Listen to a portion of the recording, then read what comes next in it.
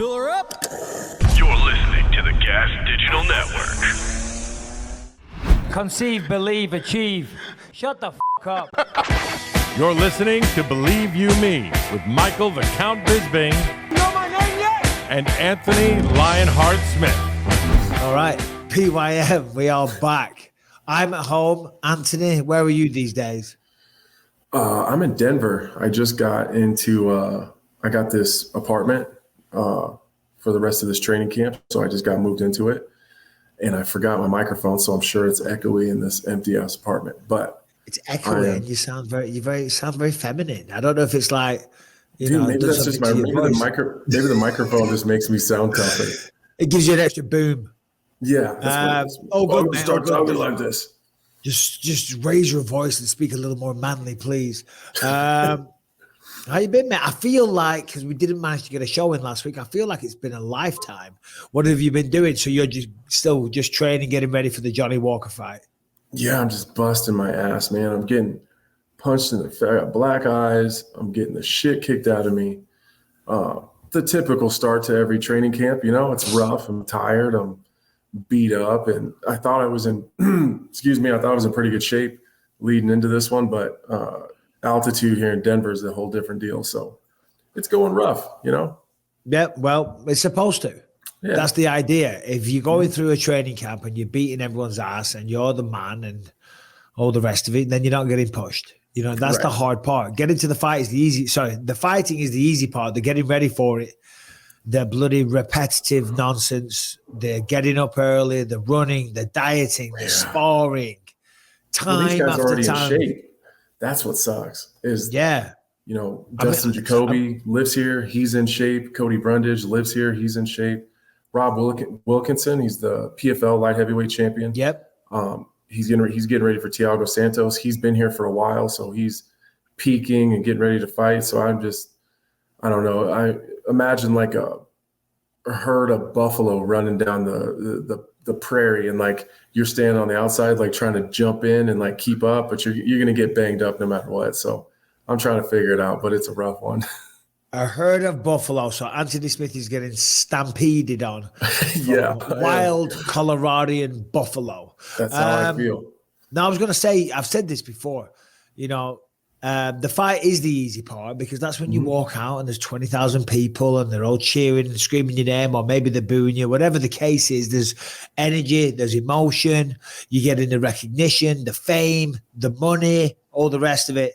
No one gives a damn on a cold Tuesday morning when you're getting out of bed and it's freezing cold and your body's aching from head to toe, and you're going to go in the gym and do it time after time and over again.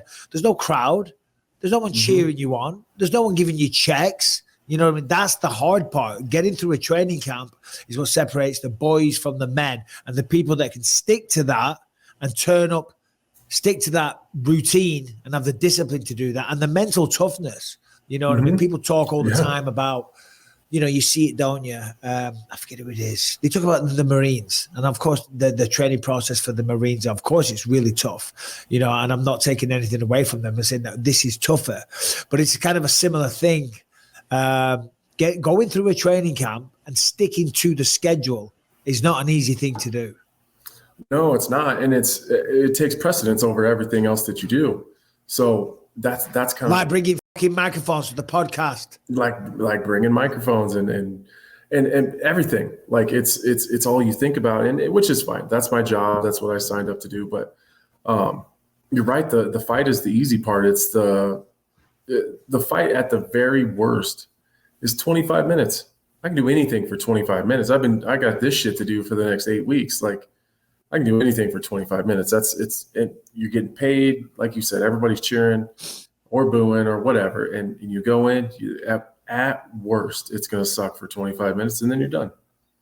What is the hardest part of the camp right now in terms of preparing for Johnny Walker? Obviously a big, tall, rangy opponent, wild, a little unorthodox, but I think he's trying to tame that side of him. What is the biggest challenge for you personally when it comes up? Sorry, when going up against Johnny Walker? I don't want to pull the curtain. I don't even care. Making sure that I'm not getting too tall, because he is a little bit wild and crazy. So I have a tendency sometimes to react and pull out and you know, I'll throw something, and then when someone's countering, I'm so used to being long and being the longer guy that I can get away with it. So just constantly getting yelled at, like, you know, got to stay low, bend your knees, stop. You know, I got to move my feet, not always pulling out of these combinations all the time. So mentally, that's the most frustrating one because I do it a lot, you know. Yeah. You know, and we've been working on that for a long time because it got me caught in the Glover Teixeira fight. You know, when he had me backed up against the fence, I went to pull back when he was throwing a big overhand, and the cage was there, so I couldn't pull back all the way, and I got caught. But just little shit, and in the grind, you know, the grind, because he has started to slow the fight down a little bit, and I suspect he's going to want to clinch and fight in that kind of close range. And so just making sure that I'm in shape to grind like that for 25 minutes. And that, you know how it is, those, you know, the fence fighting, the clinch fighting, the dirty boxing, the up and down with the wrestling, it's just hard. It's just really hard. Yep. No, it is. It's bloody exhausting. It really is. Well, all the best. How long to the fight now? 7 weeks. 7 weeks. 7 weeks of no microphone Anthony Smith coming your way. Nah, we'll get a microphone today. I'll stop. Get used to it. I'll go get one today. Of course. So over the weekend, we had Merab Dvalishvili taking on Petr Yan in a very eventful fight card. And we also had the power slap thing, which I commentate. So I don't know. I mean, the fight's obviously, for me, way more important, way more higher significance, but I didn't get to watch them properly. I do know what happened. I did keep literally one eye on it. That's all I can do. But, you know, I was at the apex when we were getting ready to go live with the power slap thing. The fights were on, but obviously you can't watch them properly. You know, you're doing your job, you're getting your suit on, your makeup, all that crap. But I was doing my best to try and track them. So I can talk about what happened. But do we want to do that, or do we want to mention just quickly, do we want to talk about what happened at Power Slap? Your call, Mr. Smith. Well, let's go over the Power Slap just a little bit, and then we can get into the fights properly because I think they deserve a little more time as best we can. Of course they do. Of course they do. Listen, we haven't talked about it too much, to be honest. The Power Slap thing, there is a lot of critics out there. And I know there is. And one side of me kind of understands it, right? But I had a conversation with Dana when I walked in Saturday night. I drove home straight after the event, you know, like 3.5 hours drive. And I was thinking about the event. And this week, the week that just gone, I was in Vegas all week. And I sat down with all the guys competing in it. And when you get to hear their backstories and where they come from and what they're doing, and they're trying to change their lives, you know, and not everyone's got what it takes to go out there and become a professional mixed martial artist and fight at the highest level. And some of those people have tried to do that. Some of them haven't, you know, but then they have this avenue. And I understand that people go, oh, well, it's violence. And maybe you're taking advantage of these people. What we're going to remember is Dana never invented this sport. I do struggle to call it a sport, but this competition, Dana never invented that. It was already a thing. It's all over the world. It's in Russia. It's in the UK. It's in China. It's all over the United States of America, right? So he's a businessman. Saw an opportunity, give it a bit more glitz and glamour, you know, and I'm telling you, the event was amazing. It was so entertaining. And I'm going to shut up and let you talk in a second. But, you know, some of these guys, Dana said to me Saturday night, went home with $60,000. Right, some of the people, I think most of them, their pay was either $15,000 to show, $15,000 to win. That's $30,000 if you win. Doesn't sound like a lot of money to some people. Well, it is a lot of money. Certainly the type of people that we're speaking about. And I said to my wife, Rebecca, I was talking to her. I said, "Can you remember when I was on The Ultimate Fighter, season 3 of The Ultimate Fighter? We were so broke, right? And I remember for winning a fight, you got $5K." Right. So if you got a stoppage, you got $5K.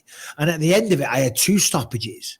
Right. And I'm like, that's $10,000. And you got a small amount each week. And I remember adding it all up. And babe, I'm coming home with like $16,000 something dollars. And that was life-changing money.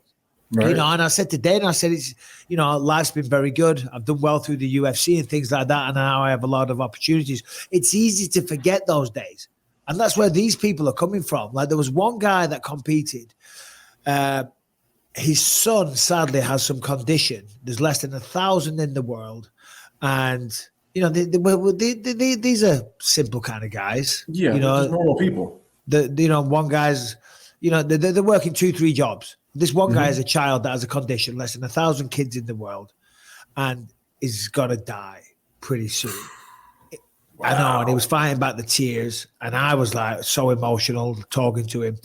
And he's like, if there's a couple more events this year as well, and I get to do them, this allows me to not be working and spend time with my son. Do you know what I mean? So for all critics out there, you know what I mean? Everyone is trying to just get ahead and scratch and claw. And if you're in a position of wealth or financial security and you have the ability to look down on people like that, well then.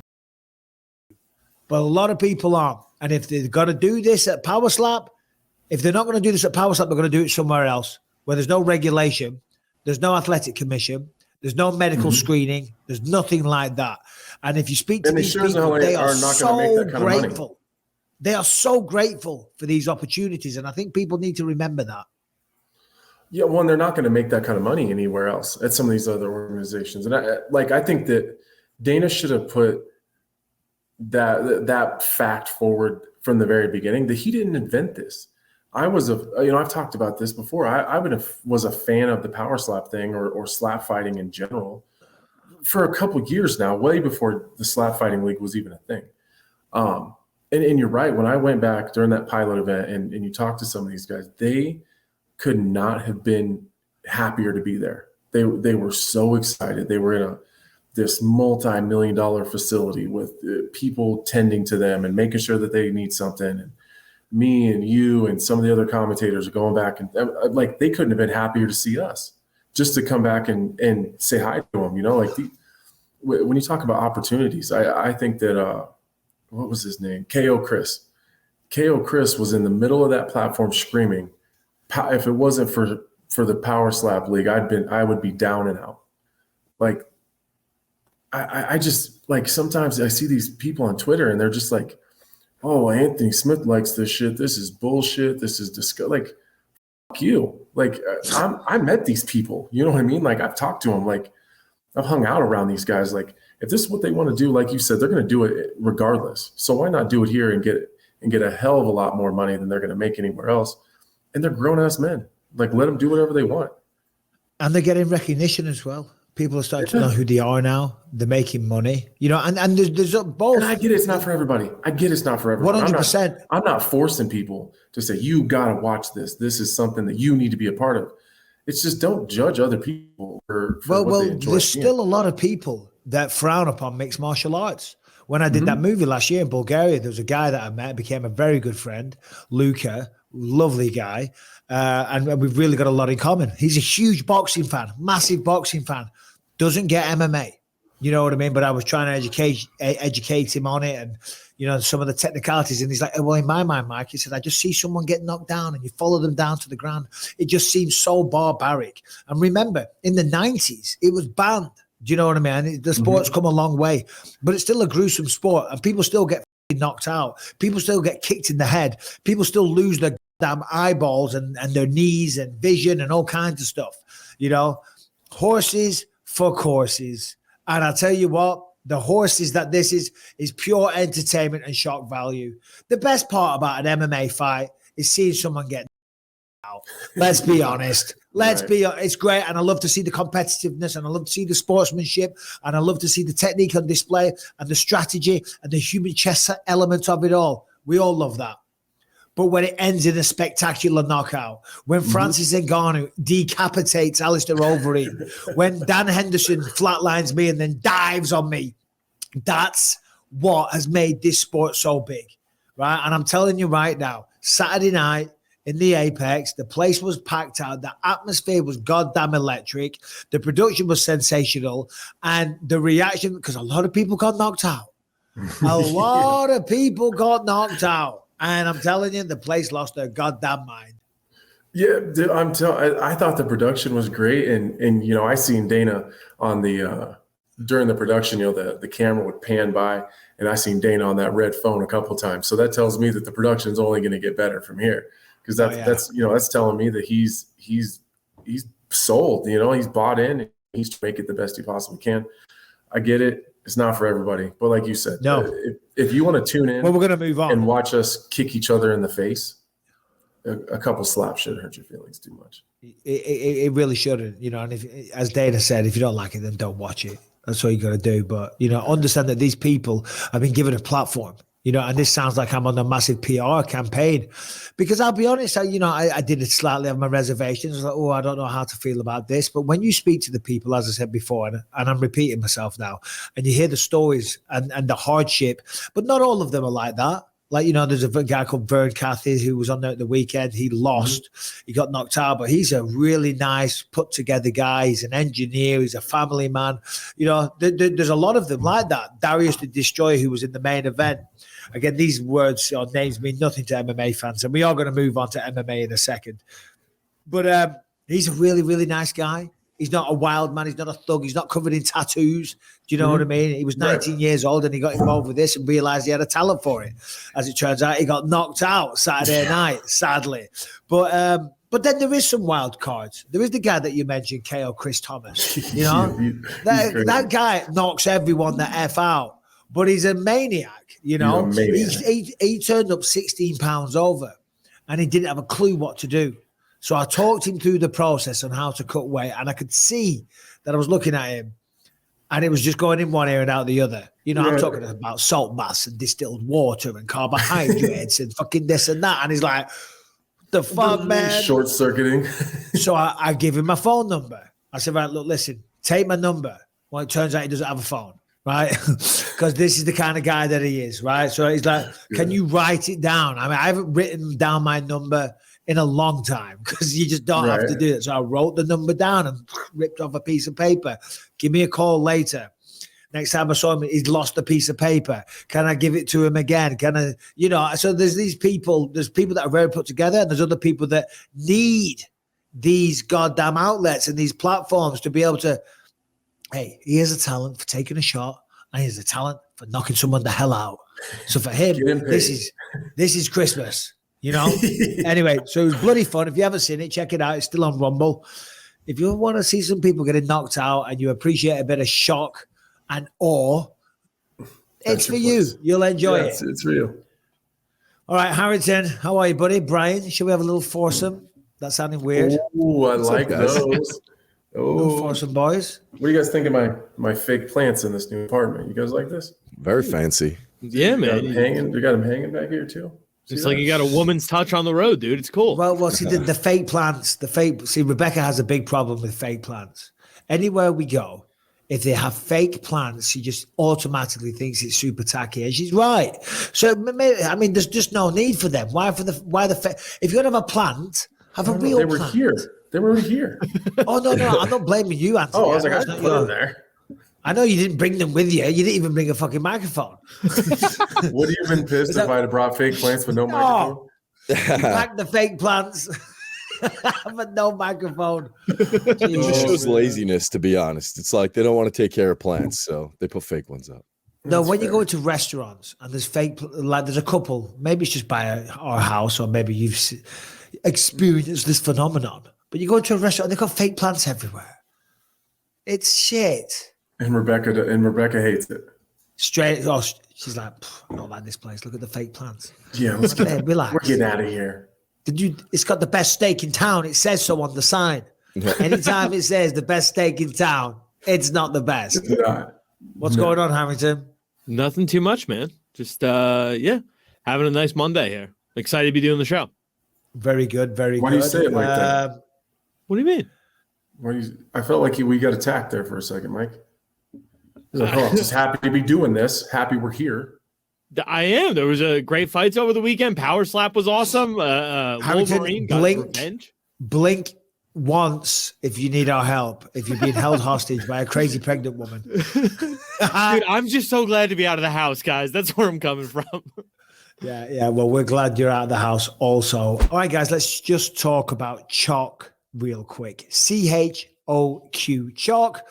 What are they? Well, they are a all natural testosterone booster. Look, listen, a lot of guys out there hit your 30s, you start losing testosterone. 40s, it's going down quick. 50s, you need help. If you're following a good lifestyle, you're eating healthy, you're working out, but you're not seeing the gains that you want, it's because of the testosterone. If the libido's dropping, again, there you go. And if you're tired and feel unmotivated, it's because the testosterone is probably dipping.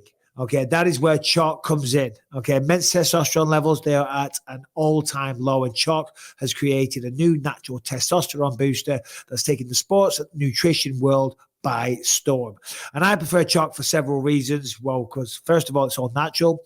You see all the ingredients. There's no label fluffing. Most supplements are filled with weak, trashy, and dirty ingredients, okay? I said recently, Jeff Davitsky said that a lot of places you can literally just grab dirt from the back garden, put it in a tub, and just label it however you want. And until they are challenged in a court of law, they don't have to change it. Well, Chalk, as I say, this is all legit, all natural, and all the ingredients are measured to exact clinical research. And also, Chalk Daily, be sure to check out their male vitality stack and the stack ultra, okay? Chalk Daily is the cleanest research-based testosterone booster available today, and you can get it with a 35% discount. Go to chalk.com, that is CHOQ.com, and use the promo code Bisping at checkout for 35% off your entire order. Chalk.com, promo code Bisping, 35% off. All right, Merab Dvalishvili. Dvalishvili or Dvalishvili? Dvalishvili, I think. Yeah, that's what I always thought. But over the weekend, I heard a lot of Dvalishvili. Oh, well, they can't change it now. I already got the first one down. Dvalish. Anyway, Vili. Or Dvalish. No, Merab. We'll go with Merab. Merab versus Petr Yan. 5 rounds. First round was competitive from what I saw from Merab. As I say, I was getting my makeup done. We were doing little rehearsals, but I was watching. He looked really competitive in the first round, but as the fight progressed, Merab just seemed to take over the nonstop barrage of wrestling and striking, the combination, the output, the pace he was able to keep. It seemed like Petr Yan just couldn't keep up. No, I was shocked, to be honest with you, because I thought that Petr Yan's wrestling was pretty good. I guess I underestimated Merab's willingness to just continue to shoot. He was 11 for 49 on takedown, 49 takedown attempts. That's a record, number one. Number two, that's absolutely exhausting. So I don't know any high-level bantamweight that's going to be able to withstand that kind of pressure. You know, like you're going to have to put that guy out when he's coming in on a takedown. It's mind-blowing the amount of pressure that he put on Petr Yan. Petr Yan looked good in the first couple rounds. It just everything Merab was doing. It was more than him just spamming takedowns over and over and over. I mean, he was getting Petr Yan to shell up really tight like he tends to do, and then ducking under to get to the double leg, switching off to the single. You know, when he was beating Petr Yan's underhook a bunch, getting him pushed up against the fence. I mean, everything he did was just 100 miles an hour the entire 25 minutes. I couldn't be more impressed with Merab, to be honest with you. I thought the game plan was perfect. The pressure was perfect. He was in fantastic shape. He was dangerous enough on his feet to be able to mix up Petr Yan's defenses, where he couldn't just only defend the wrestling, because he was at least threatening him on his feet as well. He barbecued his leg early, like hurt his leg really bad with those leg kicks, to where Petr Yan had to switch stances and fight out of the southpaw the entire time versus his switching back and forth like he likes to do. He kind of just beat him pillar to post. He beat him everywhere. Yeah, he did a really good job of weaponizing his pace or weaponizing his cardio. Mm-hmm. You know, because I talk about it all the time. One of the most crucial factor is being in the best shape possible. Of course, you got to have the martial arts side of things ticked. That's expected. We are mixed martial artists, the best in the world, fighting at the highest level. So you got to have those skills. Outside of that, If they're both equal men, the guy with the best conditioning, more than likely over a 5-round fight, will win the fight. Because that's what I used to do early in my career. Merab does. You push such a pace, and they can stay with you. They can stay with you, but then after a bit, they start slowing down. They start slowing, and they just can't keep up. And then you take over. They make mistakes, and you start demoralizing them. Taking the fight out of them. Easier for you, right? Pardon me. Then it gets easier for you. As they're trying to keep up and then they fall off, then it makes it way easier. Then you're not working nearly as hard and they're gassed. Exactly. So, yeah, well done to Merab Dvalishvili. I mean, that is a big win. Petr Yan, though, I mean, is that 4 out of 5 now? So, Merab, O'Malley, 2 to Aljamain. Yeah. So he's lost 4 in a row. That's crazy. Which is crazy. For being champion of the world. Champion of the world to 4 in a row. I mean, it's a steep fall off, isn't it? The poor guy. Yeah. Oh, he wouldn't get Sandhagen. That's right. Thank you, Hamilton, between Aljo. What that one knee kind of changed for him, though, right? Kind of changed the trajectory of his whole career. Yeah. I mean, he had some amazing fights, though, but I always say you don't get to stay. Your time in the sun doesn't last forever. All right, so Harrington, do you have, or just come on, do you have the quote from Dana? Because Dana obviously was asked about Merab fighting for the belt next because Aljamain Sterling is the champ.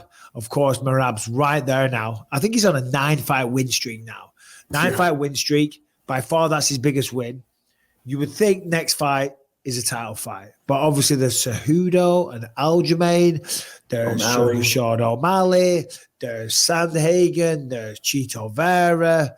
But if we were to imagine that it is Merab next, what did Dana have to say about that, Harrington? So Dana's quote was, we don't have to deal with this BS anymore. Back in the early days, the camps were so small, you didn't have a lot of different options. So we had a lot of these guys saying, oh, he's my friend. He's my friend. You can still be friends and want what your friend has. You know what I mean? It really is a bad idea for Merab to go down that path. It's such a tough situation. And I understand what Dana's saying. Dana's basically just saying, listen, Merab, you got to do what's right by you. Because you only get one shot at this, and it is so hard. And I understand Merab's situation. I really do. They're best buddies, Merab and Aljamain. They've been training together for years. Stepping in the cage with each other is lunacy. It really is. It's a bit like the set of the movie Warrior. The brothers fight each other. It's not going to happen. But also at the same time, so you're just going to agree. I understand Dana's side. I understand Merab's side. I mean, what would you do, Anthony? Let's just say you and Harrington have been best friends forever. You and Harrington have been best friends forever. You help each other train. Harrington's the champ. Harrington is the champion of the world. You're the number 1 contender. I think that this has to be kind of a mutual thing. And it's going to be some hard conversations. But if Aljamain is as good of a friend to Merab as Merab is to Aljo, and that's the thing. I don't know if I don't know that I've seen it go both ways. What I've seen is Merab ride hard as shit for his best friend. I haven't always necessarily seen it go the other way for Aljo. Maybe he's just not. Well, I'm not saying they're not. I'm just saying I haven't seen it. But I think sensational headline coming up tomorrow. Oh, for sure. This is a perfect opportunity for Aljo to show his friendship. Like, if you guys really don't want to fight, that means one guy gets to benefit and be the champion and the other doesn't. So if that's the case, then you got to go up and let your boy fight for the title. That's what you have to do. If you guys are best friends, that's what has to happen. Otherwise, one guy gets everything and the other guy is just assed out holding on to his friend flag, like, hey, this is what I got. And then my best friend gets to keep his title and I don't even get a chance at it. So it just doesn't seem fair to me. So it sounds like Aljo is ready to go to 145 is what it sounds like if he can get a win over Cejudo. If he does, I think that's what should happen if they're really best friends. And if he's not willing to do that, then I think that should tell Merab all he needs to know. It is a tricky one. You know, It is. maybe we could stir the pot and highlight to Merab that Aljamain's not been a good friend. Anthony Smith says so. That's not what I said. Yeah, it is. I read between the lines. That's exactly what you said. That's not what I said. Aljamain uses him as a punch bag. He's a good training partner, but he just like keeps him out of the public eye. You know, when the cameras come around, Merab, go and get my bags. Go and get me a smoothie. Come on, need go water. Yeah. It is a tricky one. It's a really tricky one. I feel bad for those guys. That sucks. No, I do. Well, I feel bad for Merab because, as you say, Aljamain, he's in a great position. He's making tons of money. That fight is scheduled now, right? Him and Henry Cejudo. I think it's in Newark, New Jersey. Is that April or May? That's May 6th. Yeah, May 6th. And you never know. I think it's you really never know. risky. So this problem might be solved very quickly. So Cejudo will go and take that belt. So this is all forgotten about. It's really risky for Merab too. Like, there's so many good guys in that weight class. Like, you're gonna hang out and just hope that eventually Aljo moves up. Like, there's Sandhagen, there's Cejudo, the list goes on. There's Cheeto, there's all these guys that are just floating around. He could lose at any point in time. Yeah. No, well, Cejudo, if he beats him, that solves this problem. So I guess we'll see how it all plays out. But well done to Merab. Solid guy. He's just such a nice guy as well. So humble and very, very friendly. We'll go through the rest of the card in a minute. But Harrington, Anthony, how fast do you think you could run 100 meters? I don't know. Pretty fast. Pretty fast. Pretty fast, eh? Were you a sprinter? No, I didn't do any track at all. What about when you're 100 years old? How fast do you think you could run it then? Probably under an hour for sure. No, I'll be dead. I'm not making it to 100, but Harrington. No way. Do you think you could beat a minute 37? At 100 years old? Yeah. If I made it to 100, hell no. Go on, Harrington. Give us the story. So a 100-year-old woman set the world record for a 100-meter dash for a person over the age of 80. She completed it in 1 minute and 17 seconds. Oh, I'll dust her right now, though. Yeah. I'll dust that lady right now. So she's 100 years old. She is 100 years old. The record is for they stopped counting it, like I guess over 80 is its own class, and they don't go much higher than that. She says she took up the act of running when her son passed away.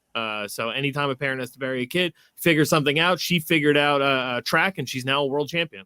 Oh, well, God bless her. That's amazing. 100 years crazy. old and still doing that, setting world records. I hope it's incredible. I hope I don't live that long, because once you live long enough to where you start burying all your friends, your family, your children. Nah, man, I'm not burying my kids.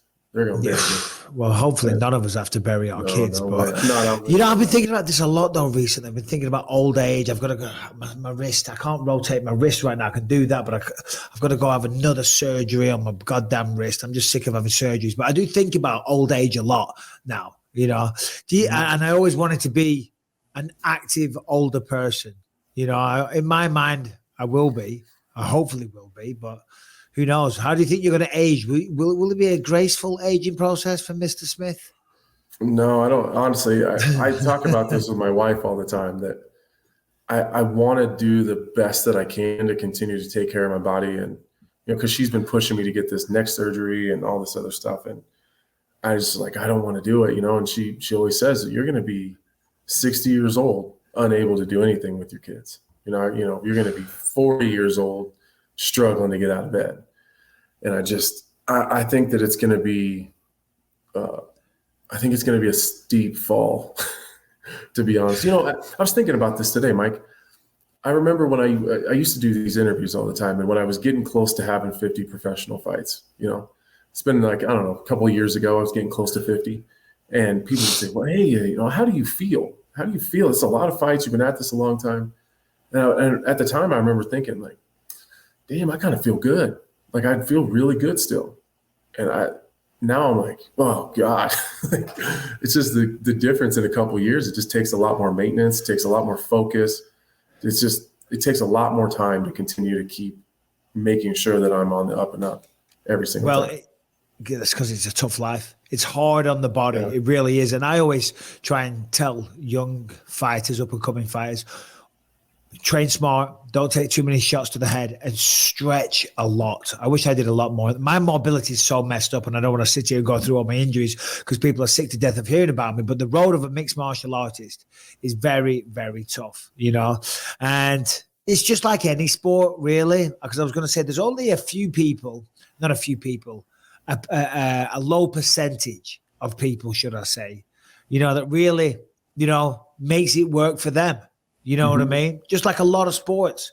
It's only the tip of the iceberg, really, or the top section. You know, if you look at a picture of a mountain, it always has like the little snowy bit at the top.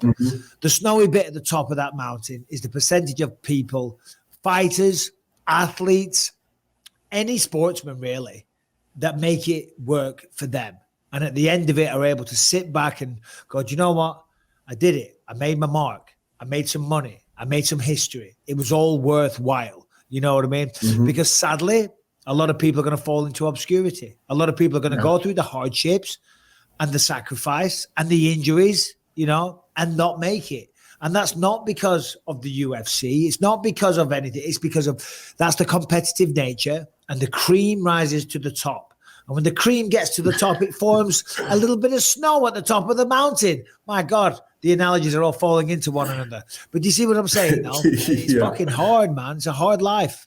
It's so, and again, I don't want to sit here because nobody wants to listen to me bitch and complain about how hard my job is. But I do. We were just talking about old age. And when I was younger, I never considered what life was going to be like in my 40s. I didn't consider what the 50s were going to look like because I just was laser focused, didn't give a fuck. Whatever I need to do, whatever I need to break, whatever. I just need to make it, you know? And now I'm like, whew. And I remember those times in my 20s now where like, I remember that one. You know, I think about it more now, you know? So I'm trying to train smarter. I'm trying to, you know, I don't spar nearly as much as I used to. You know, I don't walk around nearly as many black eyes as I used to. That's for sure. Yeah. Well, I turned 44 last week. And I'm like, I hate it because now it's like 43, early 40s. You know what I mean? 44, definite mid-40s. Mid-40s. Without question. So he's in his mid-40s, I think, whereas before, early 40s, just turned 40. Still a young man. Right. Middle of the 40s, pushing 50. Oh, my God. The old people at 43 would still say, oh, you're still a young man. Last night, I was watching some, what were we watching in bed last night? I forget. Oh, no, I started watching Breaking Bad again. What a show that is. And have you seen Breaking Bad? I haven't. Oh, my God. Anthony, you've got to start watching. Everybody says that. It's the best show ever made. Well, one of. Shit. It's up there. It's top 3. You got to watch it, okay? You got to watch Breaking Bad. But anyway, I'm going to start watching it tonight. Please do. Episode 1's awesome. I got nothing to do. Episode 1, Breaking Bad. Beep, beep, beep, beep, beep. News just in.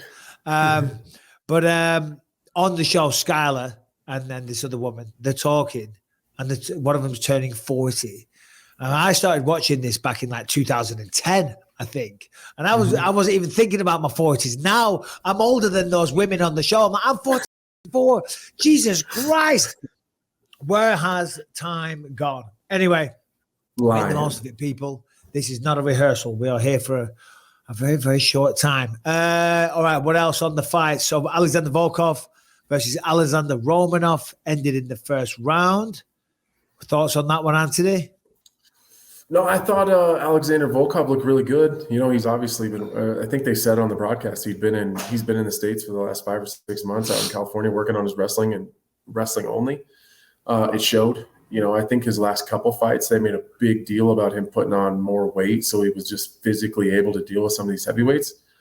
To be fair, I thought Alexander Romanov looked and the numbers, you know, proved this. He's about 40 pounds heavier than he typically is. You know, when he first came in. Brian, just while Anthony talks, can you just bring up a picture of Romanov at the weekend? Because you're right, he's put on about 20 pounds of fat.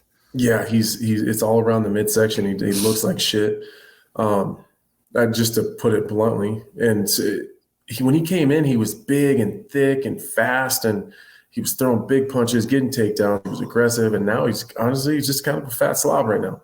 So I don't know if he's not taking it serious. But to Volkov's credit, he does look bigger. He looks stronger. His takedown defense was on point. Once Romanov didn't get that first takedown, though, he looked kind of shot. I don't think he had any plans after that. Yeah, no, he definitely came in looking heavier. I couldn't believe the pictures that I saw of him, the weightings and stuff around the midsection. I was like, yeah, geez Louise, because he really does look like he's put some on.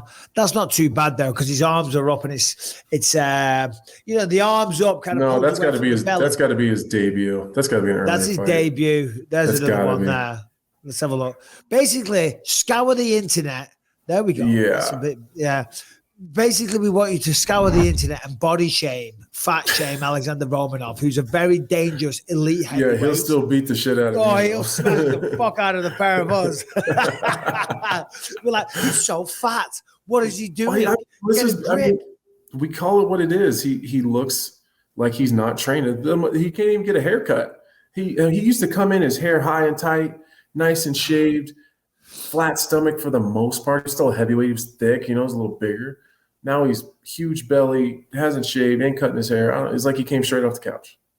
Do you know what that says to me? Moving off Romanov for a second. But Volkov was impressive. He is impressive.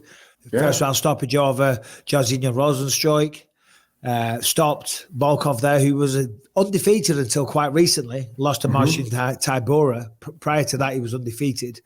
This just says to me, and of course, I'm on the bandwagon, but this just highlights how good Tom Aspinall is. Because Tom Aspinall, last March, went through Volkov like a hot knife through butter. Made it look so easy. And I'm excited for the comeback of Tom Aspinall. Obviously, we've got a big pay-per-view at the weekend. I only got home yesterday. I get back on a plane tomorrow and we fly to London for the pay-per-view. My kids don't even know what I look like anymore.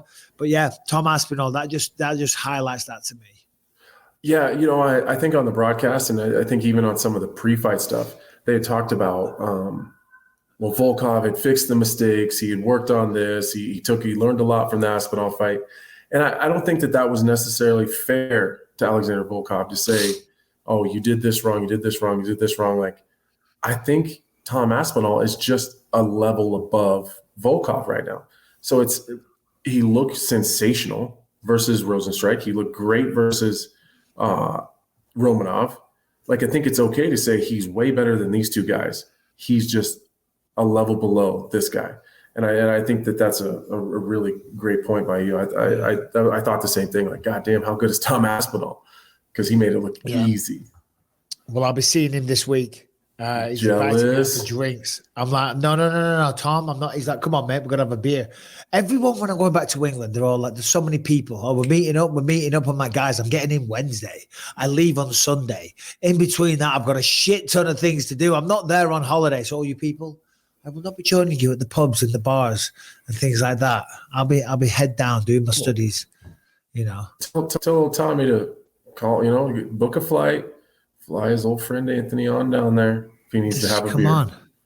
Get little Anthony Smith over. All right, let's just take a quick minute to thank our newest sponsor, Manta Sleep. High-level athletes and performers know quality sleep is the foundation for everything good that happens in life.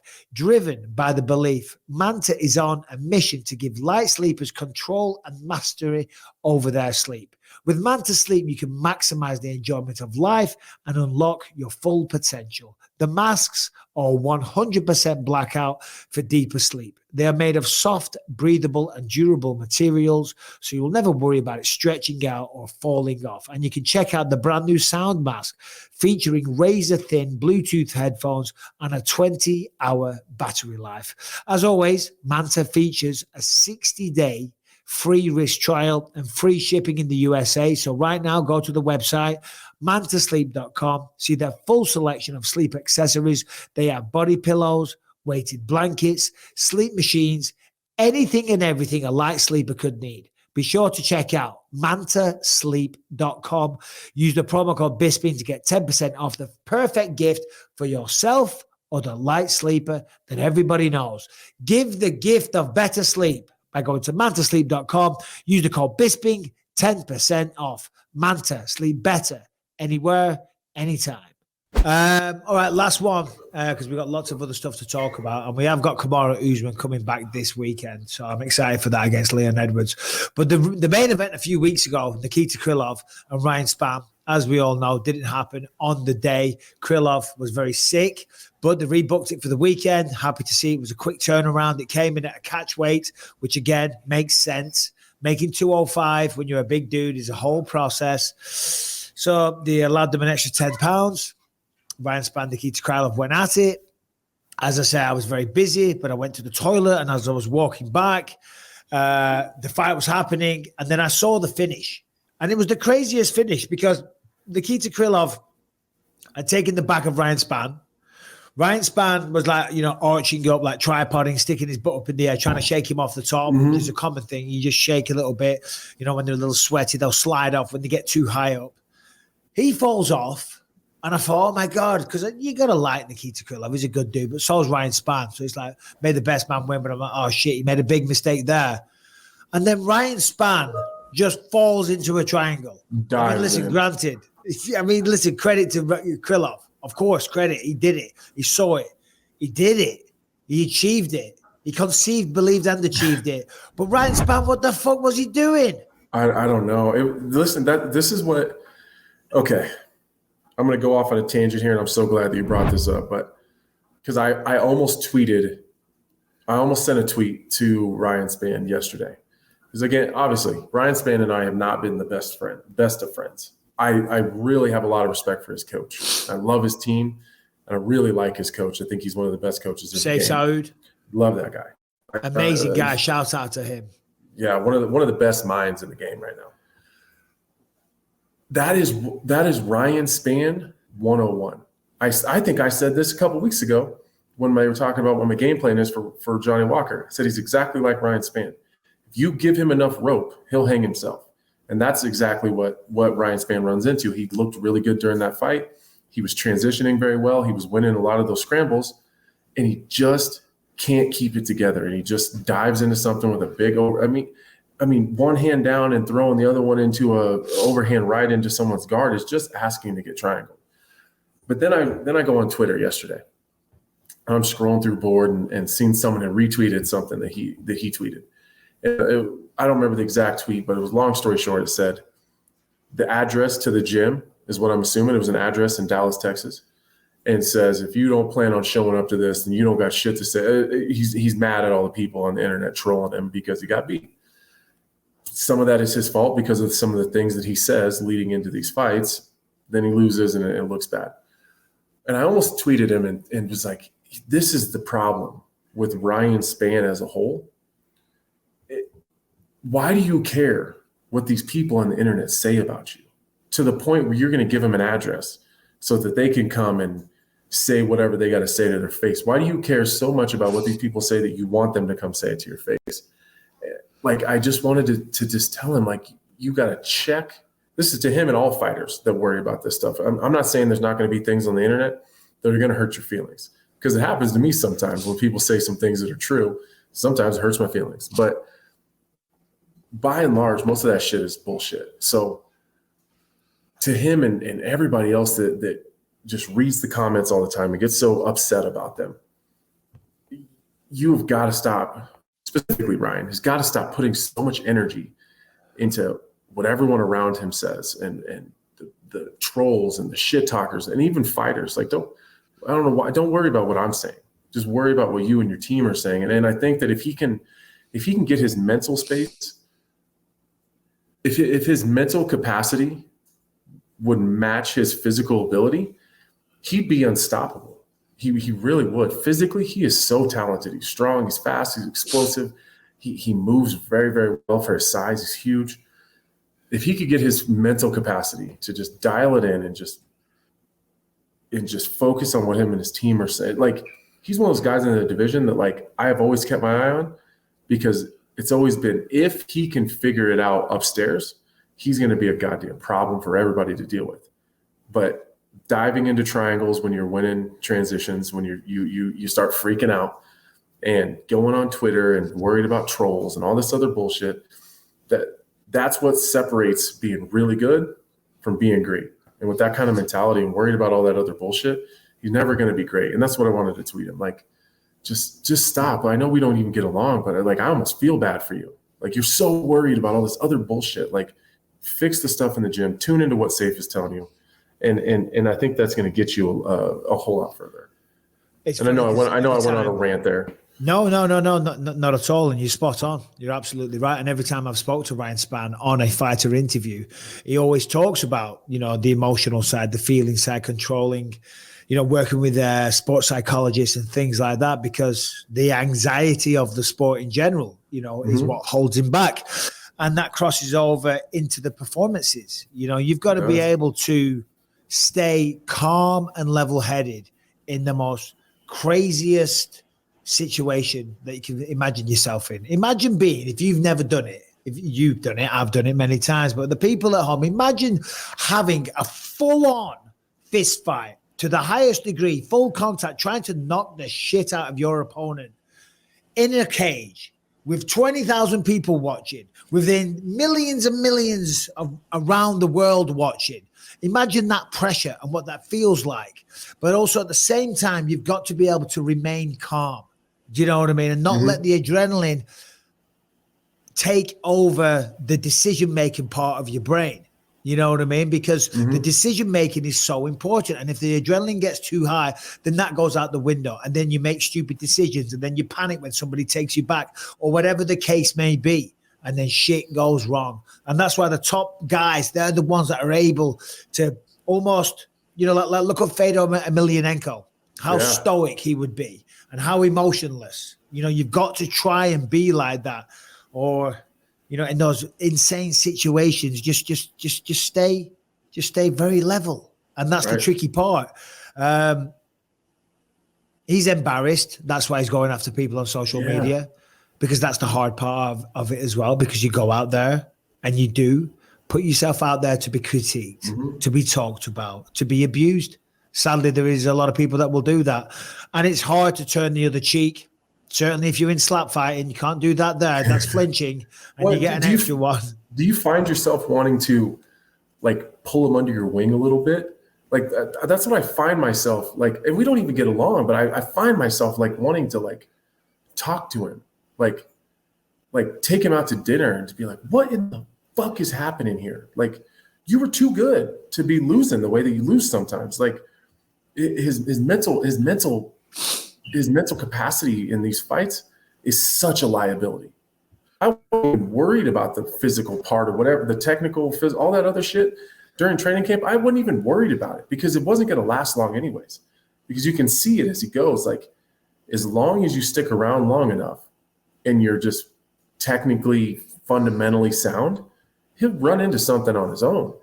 And he's just, maybe it's the part of me that's at the last half of my career where like he's going to be around long after I'm gone. So like, I don't know. It's so frustrating. I'm almost past the point of not even getting along with him anymore. I'm just like, I almost want to help him. Like, you're too goddamn good you're too talented to fall apart like that in some of those critical moments. I find myself trying to mentor a lot of fighters these days a little bit. I don't mean mentor, maybe that's too strong of a word. You just want to help them, give them some. I want to exactly, because as a 44-year-old man and having been through it, and all the ups and downs, I like to just bestow a little bit of wisdom. But it's hard to do it without being condescending or patronizing, because that's the last thing that someone wants or needs. And if they feel that, it can make them angry. But well done to Nikita Krylov. That man is a problem. Obviously, we also had Davey Grant, friend of the show. He was on there.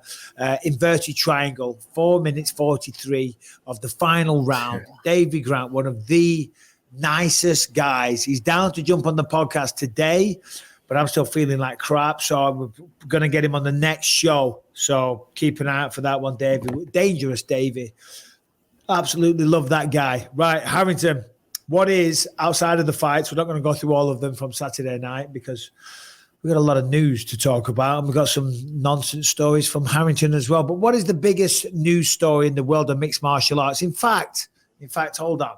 Did you see that nonsense with Jake Paul and Floyd Mayweather last week? We never talked about this. Yes, I did see it. If you can pull up that video, please, Brian. So Jake Paul was at a Miami Heat basketball game I think it was Thursday night or Wednesday night or Thursday night. And then Floyd Mayweather runs up on him. He's got about 10 goons with him. They're filming the whole thing. He's got his bodyguards. They're talking shit. I think Jake Paul had a bodyguard with him as well. But basically, they all surround him. And they say, are we going to mess him up? Are we going to bust him up or something like that? And in the end, Jake Paul starts like kind of walking away. But then he turns around and full on runs away. Here's the video. What's going on? What's up, Floyd? I can have what I want. What you mean with the camera? Oh, he got cameras too. So who you supposed to be? I'm just working, man. What happened? You're not tough anymore since your loss? What happened since your loss? Yo, we gonna bust him up, guys? I told you before, put that Yo, let's bust him up. Where you running, Jake? Where you going since your fight? Since you lost? What's up, Jake? Where you going, Jake? Oh, he's running! He's running! Look at him! Right. Oh, man. There's a lot. It's hard. I am not. Floyd Mayweather's a pussy for doing that. I'm glad you were going there. First and foremost, all the blame is on Floyd Mayweather. Get your shit together. I think he's 44 as well, or 46. What are you doing running around with a bunch of thugs doing that? I'm assuming that he's trying to angle for that fight because he's still been doing the demonstration bouts. The last one that he had at the O2 Arena, there was hardly anybody there. And I'm assuming the pay-per-view buys reflected that as well. He sees Jake Paul's probably getting a lot of attention. Remember, Jake Paul snatched the cap off him when Logan and Floyd fought. So got your hat. Got your hat. So he's getting revenge for that. But you know, being a total thug, surrounding him with that amount of people and doing that. Floyd's an asshole for that. Yeah, Jake Paul's hands are clean here. Jake Paul's hands are clean here. There's a big but, though. There's a big but. There's a big but, and I'm struggling to say the but. You got to stand there and get your ass kicked like a man. You can't run away like that. Thank you. You can't run away like that. So I am all on Jake's side, but until he runs away. Yeah, you can't run away. You can't turn. Listen, and I'm not saying I'm a real tough guy, right? I'm not saying I'm the baddest man on the planet. I'm saying that the cloth that I am cut from, my DNA, every fiber of my being will not allow me to literally turn and run away. And by the way, that's the smart thing to do. That is the thing that my mother always told me to do. Do you know what I mean? Mm-hmm. But the fighter inside of me and the proud man that I am, to a fault. I'm not saying that I'm great. And I know you totally agree with me. And you're probably the same thing. But the only reason I'm bringing this up is because Jake Paul does these videos staring into camera just recently. I'm a messed up, violent man. You don't understand. Da-da-da-da-da. But then when he's surrounded on camera, he turns around and runs down the street, actually sprints away. He did the right thing. But you're not of the same DNA. Guy. You're not what we are. No. I think I think a lot of people are going to say, well, Michael and Anthony, that's the smart thing. He's outnumbered. That's what he should have done. He shouldn't have been able to fight them. You're right. But you can't cut promos on people a couple weeks ago being this, huffing and puffing in the camera. Unhinged. Flexing. You're talking about people's kids and their wives and their dad, and you're going to have to change your name. And some of the shit he said was pretty real. You can't be that guy. And then when Floyd Mayweather shows up, be that guy. By the way, Jake did.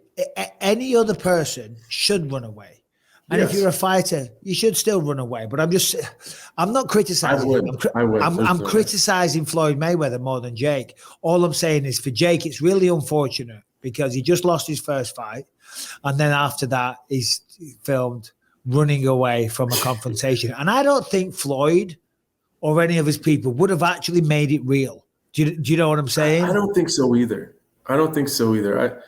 Floyd, for all of his dumb shit that he does, he seems, at least later on in his life, he never takes it too far. He was very professional in the buildup with the Conor stuff. He never let any kind of physical altercations get in the way of his money.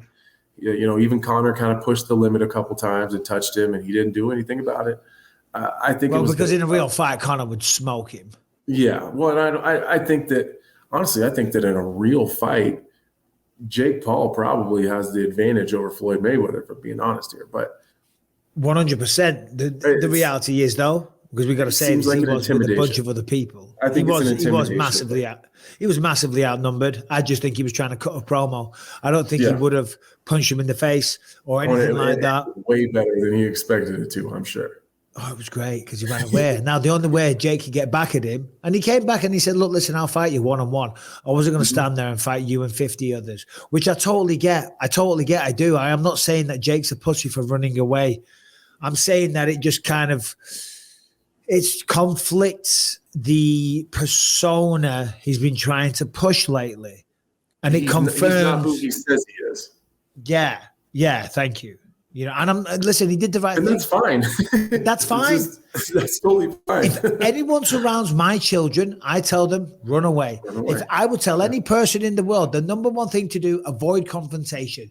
Do not roll around in the streets. Do not engage in violence on the streets, because you know what? Something bad can happen. One little shot, you can fall down, you can bang your head, you can die. Someone else can die. They'll stamp on your head. They'll kick you in the face. Who knows where this is going to end up? Always avoid that at all goddamn costs. But a lot of people that fight in the UFC, they're not all people. You know what I mean? Yeah. It's like that's why we do that for a living, and rightly or wrongly, and it is wrongly, I would have, and I'm not trying to sound tough, and I'm not ripping on Jake. But you know what you would do. But I wouldn't take a fucking backward step. No way. I tell you, little punk bitch, you coming up here with fucking 5 or 6 of you? Mm-hmm. Tell them to cross the street and you stand there right in front of my face then. Come on. And whatever, who cares? I'm not trying to sound tough. Yeah, well, you guys might beat my ass, but I'm going to get a couple of your guys' fucking shirts dirty. That's for sure. I said, well, go ahead then. Go ahead. You are going to kick the fuck out of me. But the first one that steps within striking range, you're getting knocked out. And after that, I'll go down. But I'm taking one of you with me. I remember my oldest brother, Stephen. There used to be this arcade, video game arcade. Yeah. And I was with him. I was a kid. It was in Blackburn. It was a rough part of Blackburn. There was this arcade, Campbell's, I think it was called. Anyway, whatever. And there was like a lot of Pakistani gangs hung around in there, And they it was a rough part of town. And we went in there, and I don't know. My brother must have said the wrong thing. And then about 20 of these Pakistanis surrounded him. No. And they were going to kick the shit out of him. And then my brother just lost his shit and screamed at all of them. I said, come on then, first one. And they were all like, oh, calm down. Because they thought he was a goddamn raging psycho. And then we walked around the corner. He said, I was shitting my pants the whole time. He said, but it was all I could do. I had to seem like a psycho. He said, I was shitting my pants the whole time. Anyway, never forgot that. All right, Shopify is the e-commerce platform revolutionizing millions of businesses worldwide. Listen, whatever you're selling, whatever your business is, you have to have an online presence. And getting online, getting a website, getting an e-commerce facility sounds expensive, sounds complicated, sounds very, very time consuming. Well, that's where Shopify comes in. It makes it very, very easy. But more importantly, with the deal that we have, it makes it very cheap. You can sign up for a $1 per month trial period at shopify.com/believe. They take care of everything. Instantly, you can accept every major payment method. Shopify covers every sales channel, from an in-person POS system to an all-in-one e-commerce platform. It even lets you sell across media marketplaces like TikTok, Facebook, and Instagram.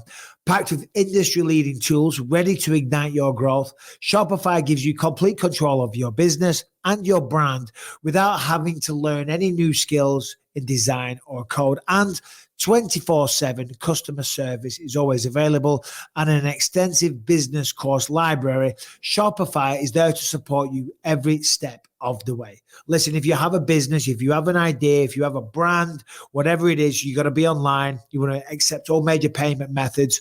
Shopify makes you do that. Very, very simple, very easy, tons of support. And right now, $1 per month. Sign up for a $1 per month trial period at shopify.com/believe, all lowercase. Go to shopify.com/believe to take your business to the next level today. Shopify.com/believe. All right, Harrington, throw a story at us, please. What's on your mind? So looks like the first ever heavyweight unification in the 4-belt era in boxing is about to happen. Over the weekend, Tyson Fury called out Alexander Usyk. He said that he is a bigger draw. He would like a 70-30 cut on the revenue split for the fight. And that Usyk would lose 1% for every day that he waited. Within an hour, Usyk responded saying, I'll do 70-30. Let's do it at Wembley in April. But you have to donate $1 million to the people of Ukraine and 1% of your fight purse for every day that you delay that donation. Yeah, I mean, fair play to Usyk. You got to love this guy. You know, I mean, obviously we're a mixed martial arts show, but you got to know the situation with Tyson Fury and Alexander Usyk. Usyk beat Anthony Joshua twice in a row. He's going to unify the belts against Tyson Fury. I don't know. You can't not be inspired by Tyson Fury. And of course, his performances in the ring are incredible. But, you know, making these demands and it needs to be done within the hour. And if every day that passes, it goes down and all the rest of it. I don't know. I don't know. I'm not a fan of that. But that's boxing. And it's all hype. And it's got us talking. Yeah. It did seem like kind of an asshole move a little bit. Like, I think that's probably the one fight right now that everyone kind of wants to see. There's not a whole lot going on in the heavyweight boxing division right now. I don't know. And then the way he told him, like, we think you're worth 30%. Like, that sounded kind of gross. I loved Usyk's response though. He's like, all right, fine. I'll take the 30% because it's going to be more money than I'm going to make anywhere else. But you have to do something for Ukraine. And that kind of, I don't know, that he definitely took the baby face turn there, and then it kind of forced Tyson Fury. He doesn't really have a choice. He kind of has to agree to that because he looks like an asshole if he doesn't. Yeah, well, he's got no choice. I mean, that fight needs to happen now. If that doesn't happen, it'll be ridiculous because they are the two best heavyweights. Even though Tyson Fury and Usyk in a ring together will look like two different weight classes completely. Oh, yeah. You know what I mean? Usyk looks like he was a cruiserweight for a while. Tremendously technical, though. So fingers crossed that happens. But speaking of boxing, Francis Ngannou, as we know, is trying to fight Tyson Fury, fight Anthony Joshua. Well, it's looking now like 2 fights are signed or verbally agreed with Deontay Wilder. Harrington, if you have any details, but you heard that it's one MMA and one boxing. I cannot believe that. I don't believe that Deontay Wilder will fight Tyson Fury in an MMA fight. So here's what I have. Sorry. Will fight Francis Ngannou, pardon me. So Ngannou said that he has been talking to Eddie Hearn and his people about a possible Anthony Joshua fight. He said the furthest, though, he has gotten in talks with is the management for Deontay Wilder. He said, basically, we have a verbal agreement in place for 2 fights, ideally doing one of them in Africa. He said next year is going to be the 50th anniversary of Rumble in the Jungle, so maybe run something around that. Wilder had said earlier, I would love to do a 2-fight deal with Francis Ngannou. Everybody always talks about the MMA guy coming over to boxing. I'd like to go over to his sport, do a 1-1. Deontay Wilder would get absolutely pummeled. If they do box, they got to do the boxing one first because there's no way Deontay is going to get into a ring with him ever again after he goes through an octagon with him because Francis Ngannou would. I mean, he's not a wrestler, but he's damn sight more of a wrestler. He was good enough to wrestle Cyril Gane. You know? Yeah, I mean, can you imagine Francis Ngannou crashing one of those leg kicks into those legs that Deontay Wilder's got attached to his lower body? Like, I don't. Oh man, Deontay's tiny as well. Very big guy. He's not. I think when he fought Tyson Fury, he weighed in like 212 pounds, yeah. Maybe even less. I think. Yeah, at least one of those times he weighed in at 212. I do remember that. Yeah, which is what makes him so much. I can't imagine me fighting Tyson Fury's gargantuan ass, and I'm well over 212.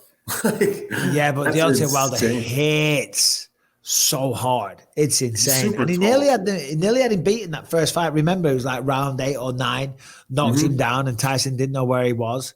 I mean, he's got some crazy power. Yeah, he's super tall and pretty skinny. Like because he's got to be like 6'6". I mean, he's super tall. Oh, he's a big dude. He's a big dude for sure, but just very light compared to heavyweight boxing. Anyway, I do hope that happens. Deiveson Figueiredo. I'd love to see that. Oh, 100%. I just want to see Ngannou in there. I mean, listen, he's not a boxer, but we know he's got the power. That's the equalizer against any of these top boxers, because he deserves it. I want to see him make the money. He rolled the dice. He left the UFC. I want to see him work out. And I want to watch it. I would watch that all day long. For sure. Another fight I'd like to see also is the one that Deiveson Figueiredo was calling for. Deiveson Figueiredo, as we know, lost his flyweight title quadrilogy, if you will, to Brandon Moreno. He says he's coming up to bantamweight. I can see you're tired, aren't you, Anthony? No, I'm just I'm tired. Bored. Listen. I'm not bored at all. I'm just for Christ's sake, Michael. No, I've just been training and I was up early and I had an early flight this morning. 6 a.m. flight. It's a tough life. I'm flying to England tomorrow. It's not a competition. Dominick Cruz has been called out against Deiveson Figueiredo. What do you think about that? Poor Dominick Cruz. Everybody has been calling him out lately. Jonathan Martinez called him out. There was another bantamweight recently that called out Dominick Cruz, and then now Deiveson Figueiredo. I don't know why everyone wants to beat up on Dominick, but I get it. He's a name. He's a huge name in the division, one of the biggest names in the division. He was on a little bit of a run there and obviously dropped the fight to Cheeto, which is you can't hold anything against him there. Cheeto's one of the best in the world at that division. So I think that people maybe are thinking that maybe he's fallen off, maybe he's reaching the end, and they want to kind of get that shine. I think in terms of danger, and I don't think Dominick would get mad at me if he heard me say this. In terms of danger factor, like as far as who do you look at when you're going to fight someone and make you feel, I don't know, like they're going to hurt you? Dominick Cruz isn't one of those guys. You look at Cheeto, he's going to bang up your legs. He's going to throw big punches. Everything he does is going to hurt. Dominick is a technician. He's very smooth and tactical and fast and makes you miss a lot and counters and shoots good takedowns, but he's not hurting people. So maybe that's another reason that people are kind of keen on him right now. It's probably though because he is Dominick Cruz. I mean, the man is a legend of the lightweight divisions. It really is, and it is impressive that he's still around. I mean, he's been around for a long time now. Let's have a look. He had his first fight in 2005. Been in the UFC or WEC since 2008, and it's 2023, and he's still going. How old is he? I've just got his wiki page up here. Let me just see his age real quick. 38 years old. So for a bantamweight, that's that's up there. Time. It's old, but he's got a massive name. Former champion. He will 100% go into the Hall of Fame. That's without question. And he still got it. I talk to him. You see him around, when I'm commentating with him. He is still pushing himself, working on his body, working on his recovery. He's still very, very much dedicated and still has a champion mindset, and with respect, he's lost 3 out of his last 5. There's no disrespect in them. He only lost to the very best people. Marlon Vera recently, Henry Cejudo, and Cody Garbrandt. Now that's going back to 2016. So that's over a long, long time. Because he's not the most active guy. But against Figueiredo, that would be a huge name for him if he could get the job done. Yeah. I don't really see much upside for Dominick in that fight, though. You think Figueiredo's a big enough danger and big enough, I don't know, maybe threat or name himself that would put Dominick in a title contender fight right after that? I don't think Figueiredo will be the guy to do that, and that's all Dominick's interested in. He knows he's near the end of his career. He wants the biggest fights ever, and if he can see a way back to the title, he would love that. Of course, that's going to be hard, but it's not impossible. And I don't think Deiveson Figueiredo would be the one to do it. And also, let's be honest, a dangerous fight. Figueiredo's a tough son of a bitch. He really is. And Dom's getting a little bit older. What else we got, Harrington? Take your time. All the time. Whenever you're ready, Harrington. Whenever you're ready. Whenever you're ready. All right. I'm sorry. I could not find the button, guys. Cyril Gane, he got an offer to work on some deficiencies maybe in his game. Khabib Nurmagomedov says, I'll fly you out, like take your team, bring everybody. I'll put you guys up. We'll figure out lodging. Come here for a year, 2 years. I will teach you wrestling. How do you not take that offer? Brother, listen, you come to Dagestan, we sort out lodging for you, no problem. Cyril, you're going to be living in a cave like a hobbit, okay? With your coaches, he said you could bring those people too. Bring the coaches along, bring Fernando Lopez. What's going on? You got a little bit of a sniffle on today? I don't think so. My nose has started running a little bit. You're sniffing a lot. My nose is blocked. Can you hear my jiu-jitsu coach snoring? No, he just stopped. Scotty! Stop snoring. You're going to make an episode on the podcast real interesting. Shut the hell up, Scotty. I'll tap you out. Bisping said shut up or he's gonna tap you out. Fucking good luck, buddy. I got my jiu-jitsu coach here with me, and he fell asleep on the couch while I'm recording here. And every once in a while I hear this is some high-quality podcasting going on here. It's some high-quality stuff. Don't make me heel hook anybody, okay? Don't make me come out of retirement. I'll get you again. Where were we? What were we talking? Oh, Dagestan, Cyril Gane. Yeah, I feel for Cyril. I feel for Cyril Gane because he's the nicest guy ever. But I was gonna say he got exposed by John Jones, and he did. But he also got exposed by someone that could probably do that to almost the entire division. Yeah. You know what I'm saying? So it's like, oh, look at that. It's so easy to take down. And we're revisiting old ground. We went through this a couple of weeks ago or last week or whenever the hell it was. But he does need to work on that.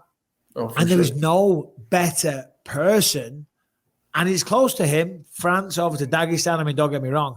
It's not exactly around the corner. You're not going to drive it. It's definitely a few hours flight. But it's not bad. I mean, then that's about as good as you're going to get. Yeah, I would take him up on that immediately. If I was Cyril Gane, I'd already be making plans to head on over there because he already has the striking part of it down. If he can mix in the way that Khabib wrestles and the way that their team attacks the striking game, because it's not that Khabib teaches people to just wrestle. He mixes it.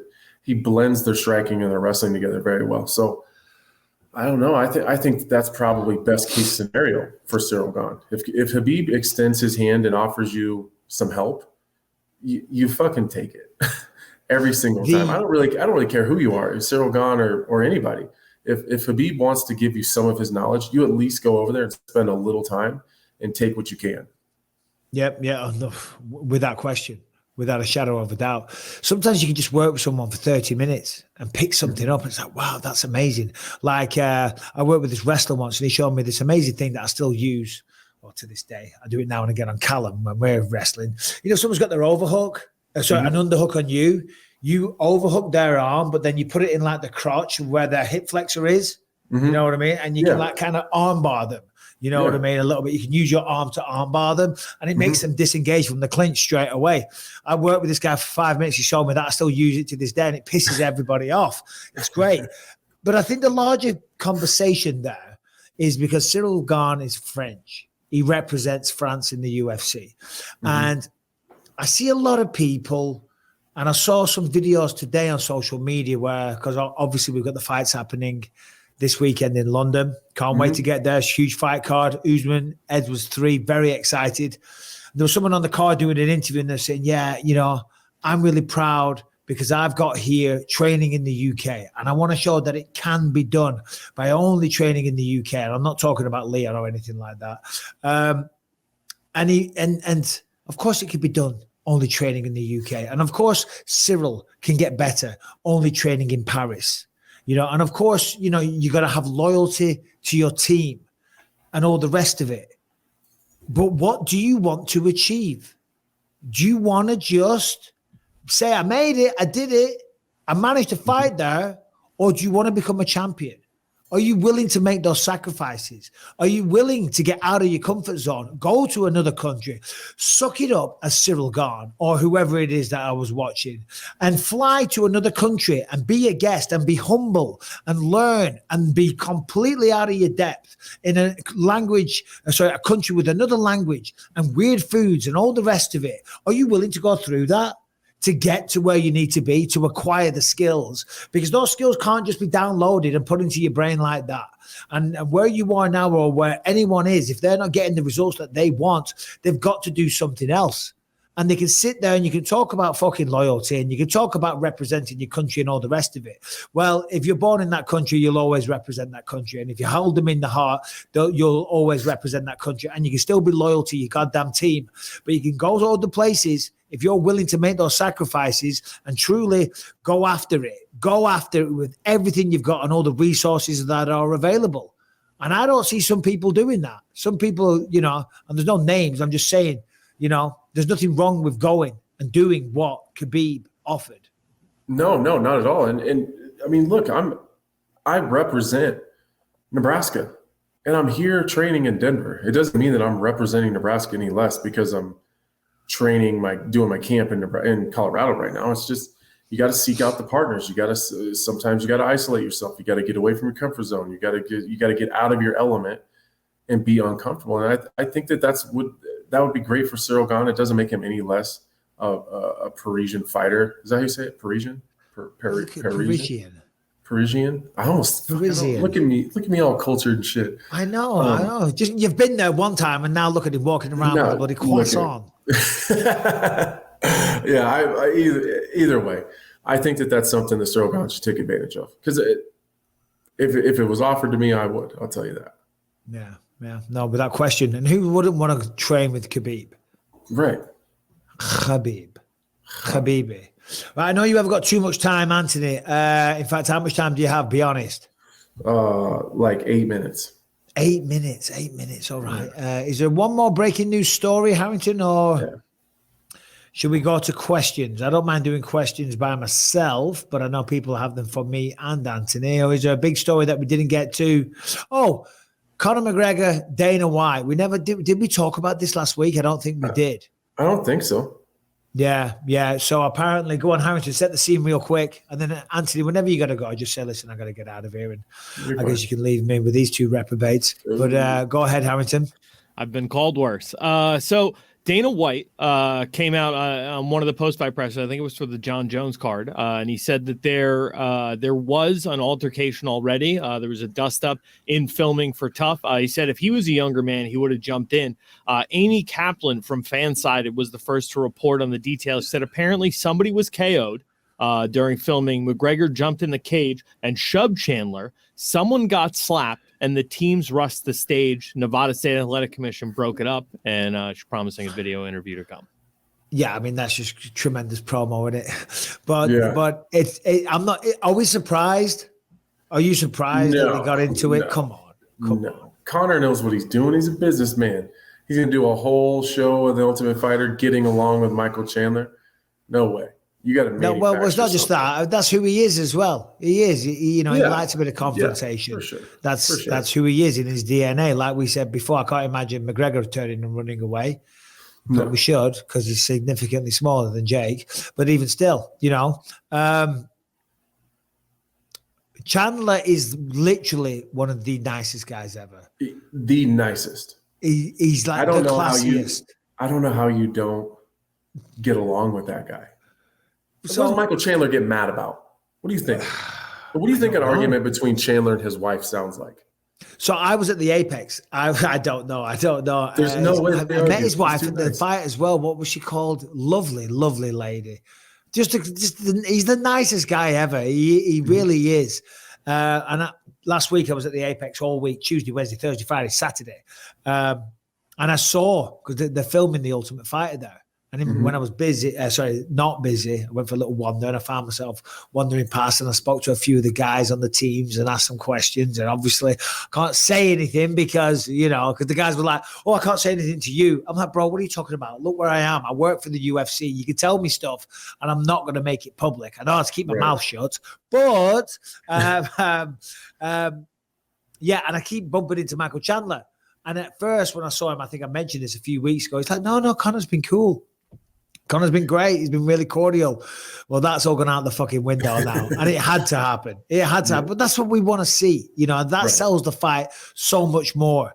But, yeah, are you surprised, Anthony? No, I'm not surprised at all. Number one, I think Conor, even if he didn't want to be confrontational, I think he has to be. Because nice Conor isn't a successful Conor. You know, the Conor that, I mean, I guess the cowboy thing, they were pretty cordial with each other, so that went okay. But the Michael Chandler thing, or the Dustin Poirier thing, when they were super nice to each other, yeah, that didn't go well. It didn't go well. I think he needs to be angry, and I think he knows that, and I think he creates drama on purpose because he needs it to fuel himself. I really do believe that.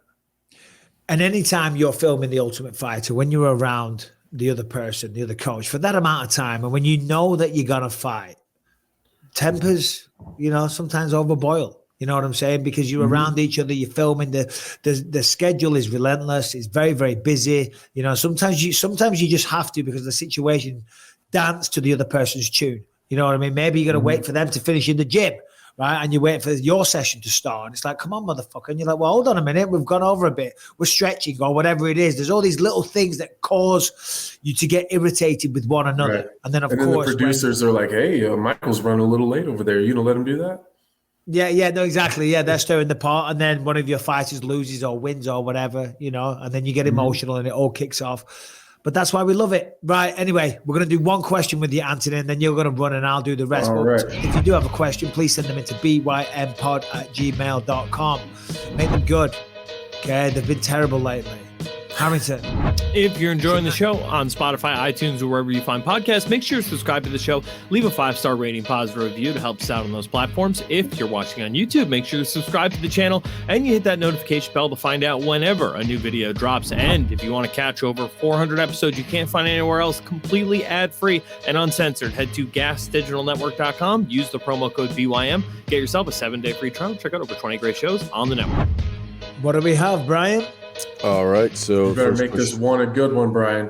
First question we have here is from Adam Tor. Hold on, Brian. Brian, is it cold where you are? You look like you're freezing.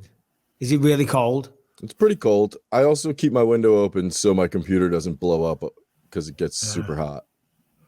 Okay. Nice. All right. Just checking on your temperature status. Yeah, I got a window open right next to me, and it's good lad. Okay. First question is from Adam Tor, and he has questions about the weekend. Hey, BYM crew. Adam here from England. My question is about fence grabs. Obviously, it can have a huge impact on a fight. And we saw a recent fight between Asensio and Grant, the English guy who won. But it was a controversial fence grab in the late rounds, which potentially stopped Rafael Asensio losing position. And ultimately, they stood up and he lost the fight. Keith Peterson did take the point off, but yeah, what's your view on these fence grabs? I mean, is a point off enough? Is it too much? Is the removal of position or subsequently the return to a position, an adequate response for that? So, it can have a big impact on a fight. So I'm just wondering what your thoughts are on how best to deal with that going forward. Yeah, interesting point. Harrington, you'll need to grab a load of fucking fences when this baby comes. So good luck with that, mate. And yeah, see you guys soon. Later. Harrington's grabbing the fences. Real quick, then, what do I think about fence grabs? Yes, of course, they can massively impact the fight in terms of stopping a takedown. And that's all it is. That's what we're talking about here. Mm-hmm. Someone tries to take you down, you grab the fence, you don't get taken down. I think continual fence grabs, take a point. But what I think I've heard that some referees, if it's blatant, that the fence grab stopped the takedown, they will take a point off. I think that's a little too much. I think what they should do is stop the fight and then put you down on the ground and say, hey, if you didn't grab that fence, you would have got taken down. So we're going to put you on the ground. Okay. And you say to your opponent, what do you want? Side control? Oh, God, what do you want? Because that's the price you goddamn pay. And if you continue to do it, then maybe take a point. But I think for, taking a point in a 3-round fight is a lot. It's a lot. Yeah, it's a lot. I think what he's referring to in the if I remember right, Assunção was winning the fight, and Assunção had a had a dominant position, and I think Davey Grant was working back to his feet, and I think he grabbed the fence to help him. Oh, he did. So then they broke the action, separated them, took the position away from Assunção, but took a point from Davey Grant, and then Grant landed a spinning attack and then dropped him and then choked him. So I think that's what he's talking about. I agree with everything that you said, Mike, as far as sometimes I think taking a point at some times is a little much. But also in the Alexander Volkov fight, to be fair to Romanov had the takedown clean, and Volkov did grab the fence, and it did hold him up, which eventually led to Romanov getting gassed from trying to take him down, and he got a finish. So I think that probably would have been the result of the fight anyways, but I guess that's not necessarily the point.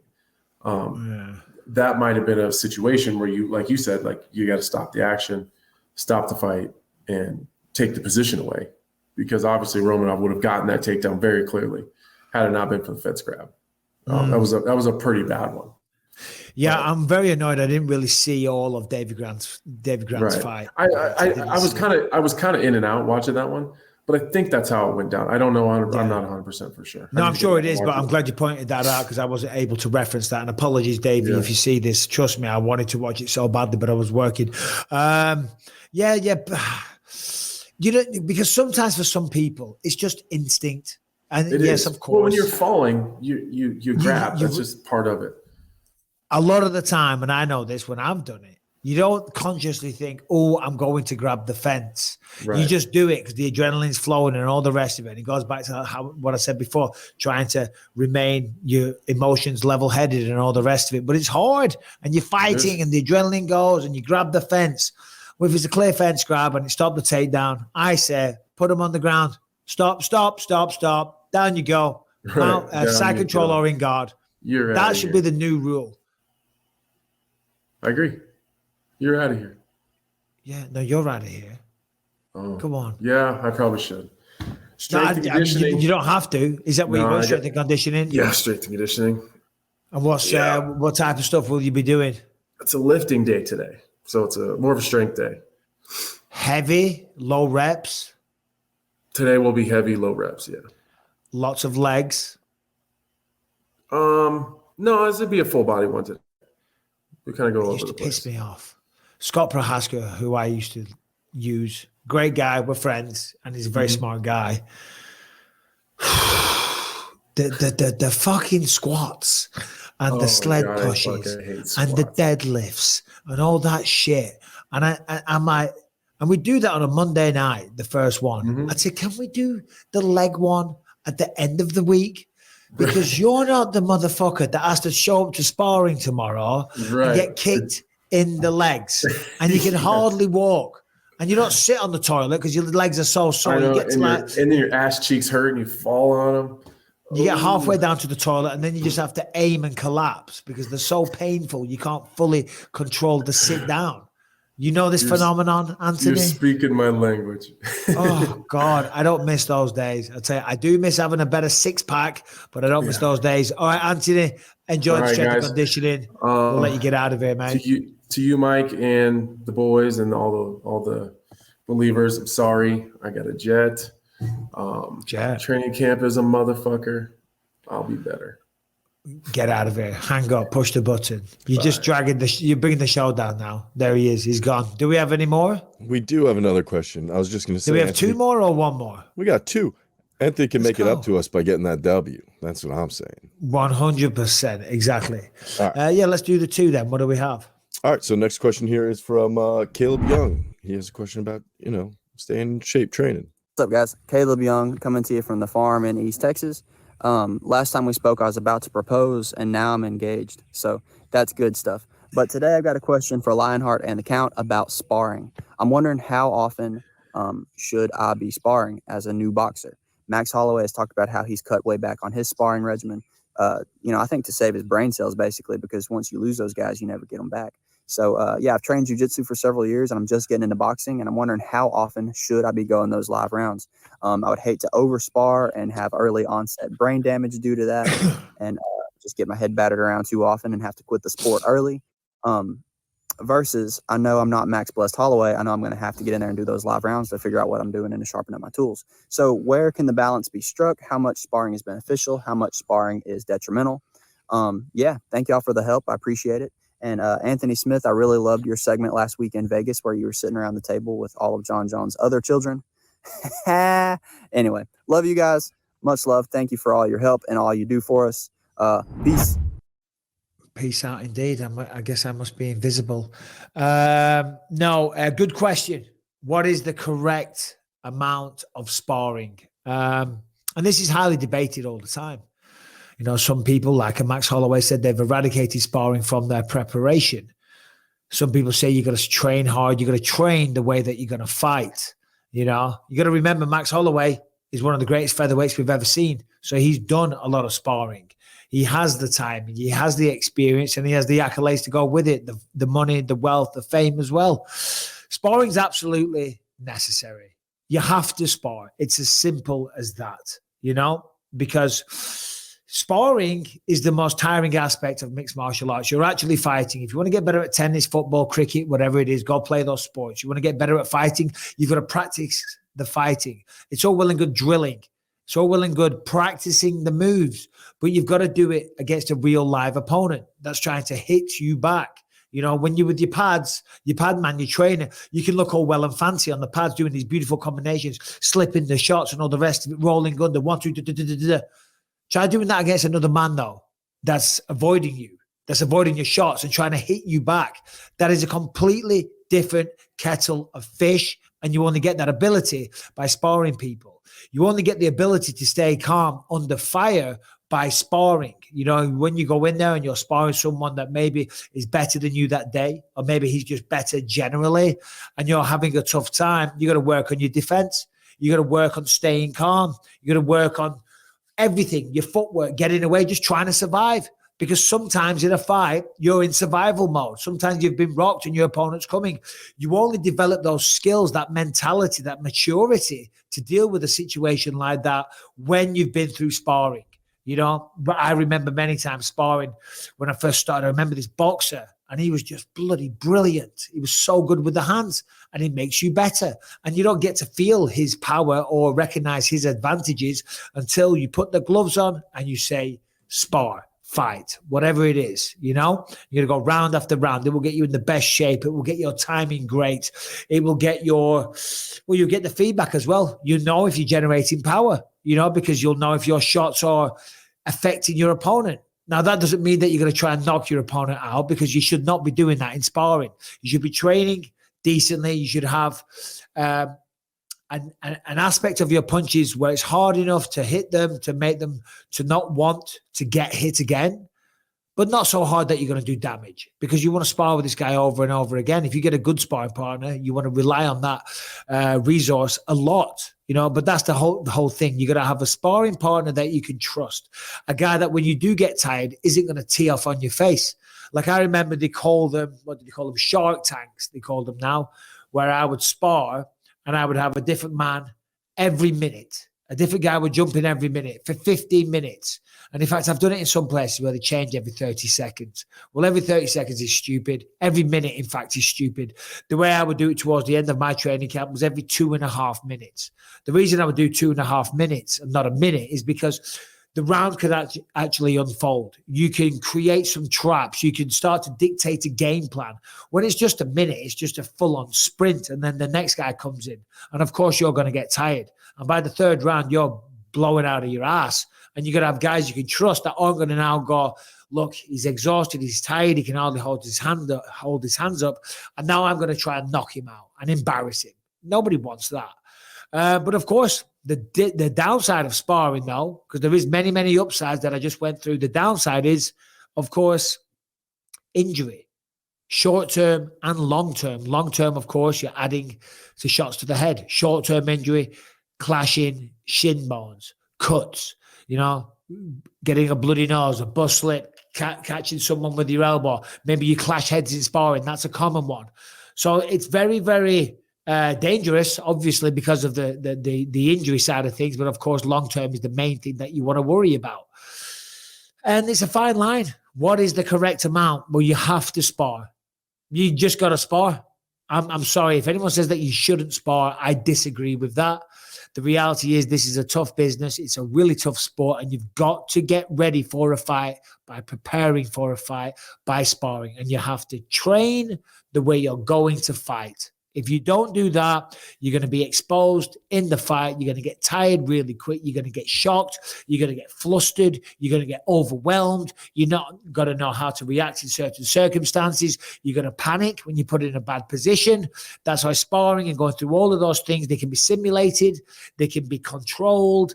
They can be 50% power. There's lots of limitations you can put on it, but it's got to be done. It is a necessary evil. Thank you for your question. And I went on quite a little run there. But Brian, do we have one more? Yeah, I got one more here from Mr. Jordan McDonald. We may have Jordan answered this one McD. before, but he's pretty entertaining. Okay, let's take a look. My question today, Wade, is what's the most craziest interaction you've had with a fan? And what's the most craziest interaction you've had with someone who don't like you? And Harrington, I love you. I would probably make the crazy interaction because I will run down, right? I'll give a big hug. You know what I mean, Harrington? I love you that much. Everybody loves you, Harrington. Without you, there will be no Believe You in Me podcast. Oh, Harrington, get him on here. I feel weird just being on here by myself. It's like a lonely little barren wasteland. I don't want to leave you hanging, Mike. No, he loves you, Harrington. Yeah, man. I mean, I do. I get, for all of the FU Harringtons I get, there's quite a bit of love nowadays. It's very nice. Well, the FU Harringtons are a form of love. Let's be honest. You know that. You know they're only busting your balls and they want to send a little message your way. Appreciate it. I do. And I have the lines. Dude, I've met, I'll be honest with you, when we went to the card at MSG, I had about half a dozen people stop me. Like, yo, it's good to see you, man. Nobody asked for a picture, weirdly enough, but everybody said hello. Hey, one day, something to aspire to. You're going to get there. Weirdest fan interaction. Nothing springs to mind, if I'm honest. What about you, Harrington? What, in terms of maybe other people, not yourself or other people, what is the weirdest interaction you've seen from a fan with somebody else? Well, I mean, I I had a bad interaction as a fan the first time I met you, but other than that, What was that? I'm kidding. I showed you I had you as the background of my phone for about 18 months before I met you. Where I think it's Big John is like grabbing you by the neck, dragging you off of with the big California State Athletic MMA. It's such a cool picture of you just like, I did it. I knocked him out. And you were like, yeah, I couldn't be bothered. Then I asked you for a picture, and I think you took a picture of yourself, like just did a selfie. It was pretty funny. Yeah, I'm busting your balls. No. That's why I said it was funny. It seems like Harrington just came off as a punisher there.